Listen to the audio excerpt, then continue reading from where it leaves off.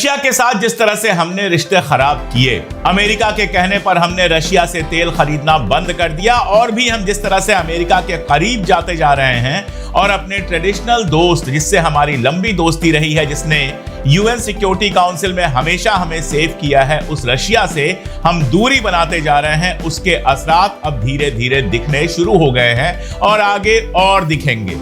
पाकिस्तान के साथ रशिया ने हाथ बढ़ाया है और पाकिस्तान के साथ जो समझौता हो रहा है वो ये है कि सड़क और हवा दोनों के रास्तों से पाकिस्तान और रशिया के बीच में सीधा रिश्ता बनेगा।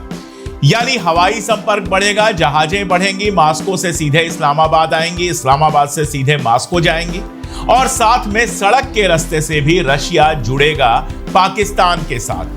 इसके पहले भी रक्षा सौदा एक हो चुका है पाकिस्तान और रूस का, और ऐसा लग रहा है कि मौके का पूरा फायदा उठाते हुए पाकिस्तान अब वो कर रहा है जो कभी हम करते थे, कि रिश्ता रखते थे रशिया के साथ बहुत अच्छा, लेकिन अमेरिका के साथ भी रिश्ता खराब नहीं करते थे, अमेरिका के साथ भी रिश्ता रखते थे जो गुटनिरपेक्ष स्थिति थी हमारी, जो हम किसी के साथ अलाइन नहीं थे, हम सबके साथ रिश्ता रखते थे, लेकिन रशिया के साथ अच्छा रिश्ता रखते थे। मोदी जी के जमाने में यह हुआ है कि हम धीरे धीरे अमेरिका के कैंप की तरफ सरकते चले गए हैं। इजराइल और अमेरिका के एक्सिस में हम फंस गए हैं, और कई बार तो ऐसा लगता है जिस तरह हमारे यहाँ रॉथस्चाइल्ड बैंक आ रहा है, जिस तरह से एलन मस्क का जो स्टार लिंक है वो हमारे यहाँ आ रहा है, कई बार ऐसा लगता है कि हम अमेरिका और इजराइल के चंगुल में पूरी तरह से फंस चुके हैं, और ये जानबूझकर किया गया है, ये धीरे धीरे जानबूझकर किया गया है कि हम पूरी तरह से अमेरिका के कब्जे में चले जाएं।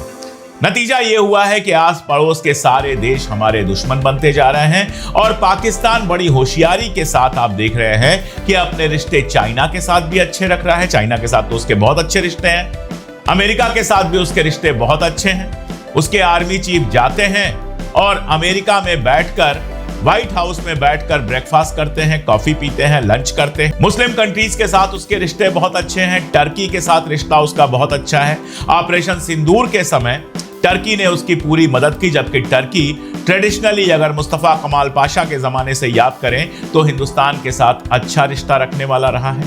मुस्तफा के समय कोई आके लिख जाएगा भारत में ब्रिटिश शासन था, लेकिन यह भी पढ़िए कि हमारे जब लीडर्स इंग्लैंड जाते थे, टर्की में कमाल पाशा से उनकी मुलाकात होती थी और कमाल पाशा उनको वेलकम करते थे। उधर अरब कंट्रीज में सऊदी अरबिया के साथ पाकिस्तान ने समझौता कर लिया, और वो तो ऐसा समझौता है कि पाकिस्तान पे कोई हमला सऊदी अरब पे हमला माना जाएगा। दोनों अगर लड़ाई की स्थिति आती है तो एक दूसरे के साथ खड़े होंगे, और आप हर जगह से किनारे होते चले जा रहे हैं। ईरान से एक जमाने में हमारा बहुत अच्छा रिश्ता था, और रिश्ते की वाजिब वजहें थी। एक तो ऐतिहासिक रिश्ता हमारा ईरान इजराइल के साथ खड़े होकर 12 रोजा जंग के दौरान ईरान का पक्ष न लेकर, जबकि सब जानते हैं ईरान के ऊपर हमला हुआ था, ईरान कहीं हमला करने नहीं गया था, लेकिन उसके बावजूद आपने ईरान का पक्ष नहीं लिया, ईरान के साथ आप खड़े नहीं हुए।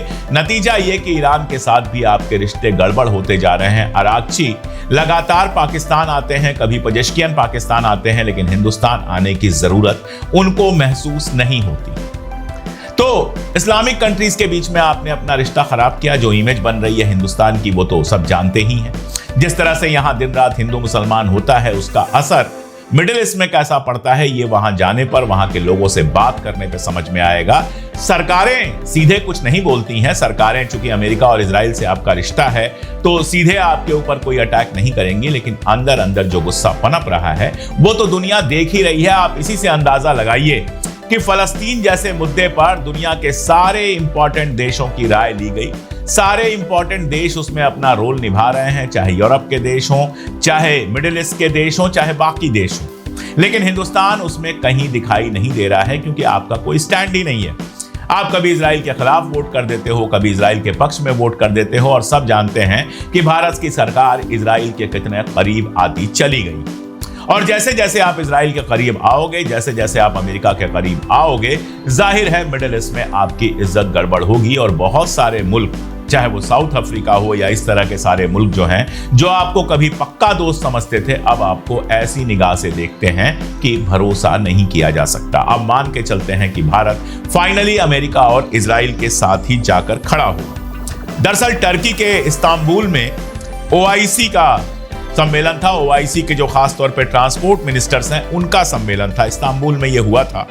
और इसमें पाकिस्तान के मिनिस्टर थे अब्दुल अलीम खान और रशियन मंत्री थे दिमित्री जेवरेव। इन लोगों की बैठक हुई और यह तय पाया गया कि मॉस्को इस्लामाबाद के लिए सीधी फ्लाइट बिना देर किए फौरन से पेशतर शुरू की जानी चाहिए। हो सकता है अगले 2-3 महीनों में खबर आ जाए कि जैसे ढाका से कराची के लिए सीधी फ्लाइट हुई है, बांग्लादेश से पाकिस्तान का रिश्ता बहुत बेहतर हुआ है, वैसे ही रशिया के साथ भी पाकिस्तान का रिश्ता बेहतर हो और इस्लामाबाद और मॉस्को के बीच में सीधी फ्लाइट आपको दिखाई दे।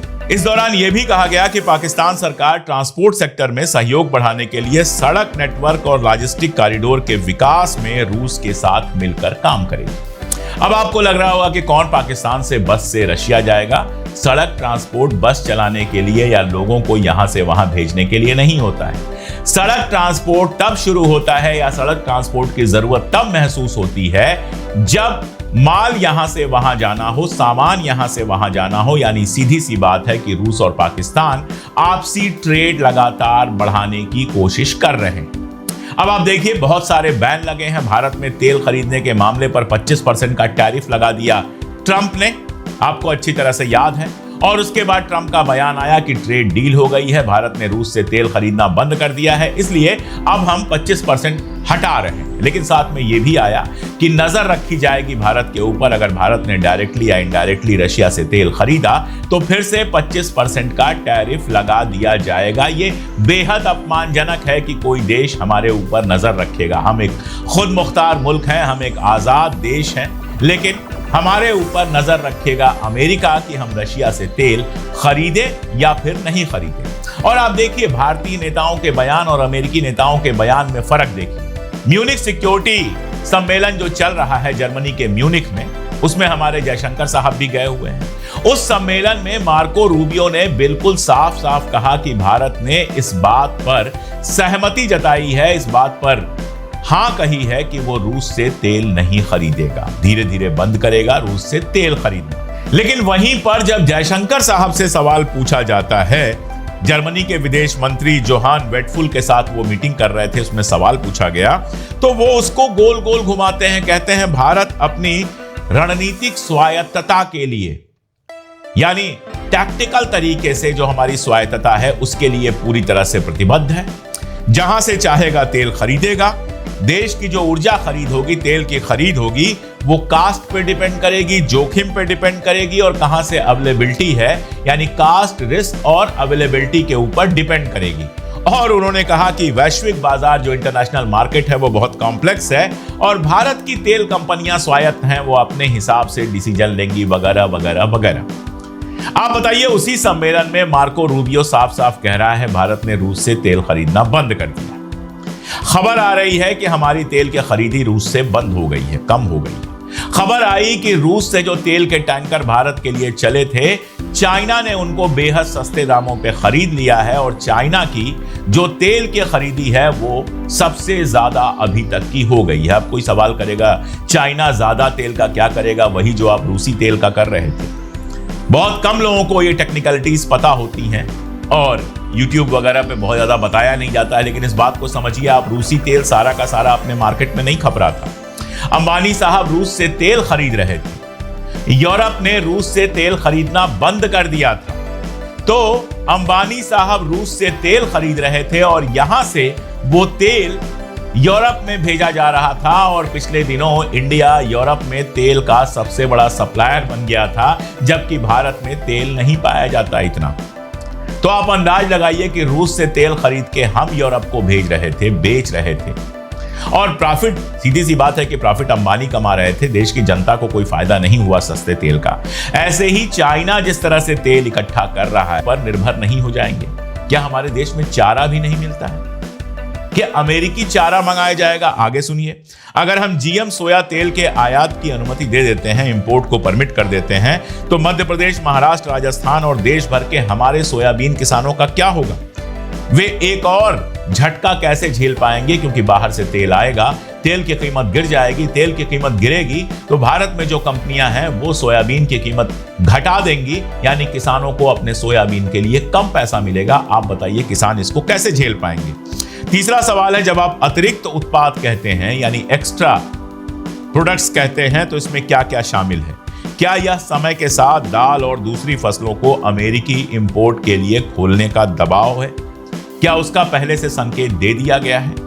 चौथा सवाल पूछते हैं कि गैर व्यापार नॉन ट्रेड बाधाएं हटाने का क्या मतलब है? क्या भविष्य में भारत पर जीएम फसलों पर अपने रुख को ढीला करने, खरीद को कमजोर करने और एमएसपी और बोनस को कम करने का दबाव डाला जाएगा? इस बात को समझिए। कहा गया है गैर व्यापार बाधाएं खत्म कर दी जाएंगी। अब आप देखिए हमारे यहाँ एमएसपी है, एमएसपी से नीचे की कीमत पर आप नहीं खरीद सकते अनाज। अब समझिए विदेशी अगर चीजें आती हैं बाजार में बिकती हैं और उनकी कीमत हमारे एमएसपी से कम होती है तो सारी कंपनियां जो खरीदती हैं अनाज वही खरीद लेंगी और हमारे किसान को एमएसपी नहीं मिल पाएगा। तो क्या एमएसपी को बनाए रखने के लिए बढ़ाने की जगह कम किया जाएगा? ये राहुल गांधी सवाल पूछ रहे हैं। और आखिरी सवाल है कि एक बार ये दरवाजा खुल गया तो हर साल इसे और ज्यादा खुलने से हम कैसे रोकेंगे? क्या इसकी रोकथाम होगी या हर बार सौदे में धीरे धीरे और फसलों को भी मेज पर रख दिया जाएगा? यानी शुरुआत में तो आप कह रहे हैं पहले दालों का नाम आया था, फिर दाल का नाम हटा दिया गया। कृषि मंत्री कह रहे हैं सेंसिटिव अनाज नहीं शामिल किए जाएंगे, लेकिन एक बार रास्ता खुल गया तो क्या कल को बाकी अनाज भी इसमें शामिल हो जाएंगे? और बाकी अनाज अगर शामिल होंगे तो किसानों का क्या होगा? ये राहुल गांधी सवाल कर रहे हैं। इसका जवाब देने में क्या दिक्कत है? कोई मंत्री बैठ जाए, कृषि मंत्री बैठ जाए, कृषि का मामला है, कोई मंत्री बैठ जाए और पॉइंट बाय पॉइंट शराफत से इसका जवाब दे दे, बात खत्म हो गई। लेकिन जवाब नहीं देना है इसलिए लगातार बदतमीजियां की जाती हैं। कोई कहता है बच्चे हैं, कोई कहता है इमेच्योर हैं, कोई कुछ कहता है, कोई कुछ कहता है। जब आप सवालों के बदले गालियां देते हैं तो दरअसल सामने वाले को छोटा नहीं करते, ये बताते हैं कि उसके सवालों के सामने आप छोटे हो गए। तो ये इंटरनेशनल पॉलिसी चल रही है जिसमें पाकिस्तान रशिया के करीब जा रहा है, अमेरिका से उसके रिश्ते इंटैक्ट हैं, चाइना से उसके रिश्ते बहुत अच्छे हैं, टर्की से रिश्ते अच्छे हैं, मुस्लिम कंट्रीज से उसके रिश्ते लगातार अच्छे हैं ही। और आप अमेरिका और इजराइल के चक्कर में भारत की संप्रभुता को लगातार कम करते जा रहे हैं और भारतीय व्यापारियों और किसानों के हित को आपने बाजार में रख दिया है। और कोई सवाल पूछे। अगर आपको मेरी ये वीडियो पसंद आई है तो इसे लाइक करें, शेयर करें और मेरे इस चैनल को सब्सक्राइब करें प्लीज़।